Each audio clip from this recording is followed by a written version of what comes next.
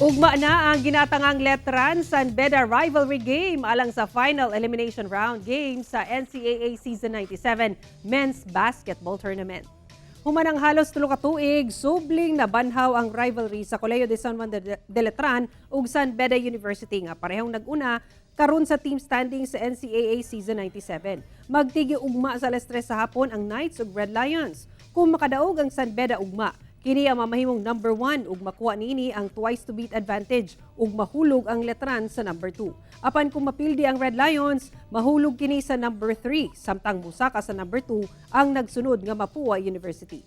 Samtang sa unang dula ugma sa alas 12 sa udto magtigi ang Perpetual Help System Delta ug Emilio Aguinaldo College nga parehong dunay card nga 3-5 kun number 6 ug 7 sa team standing. Ang mudaog ang musaka aron kalabanon ang Arellano University alag sa number 5 versus number 6 sa play-in game.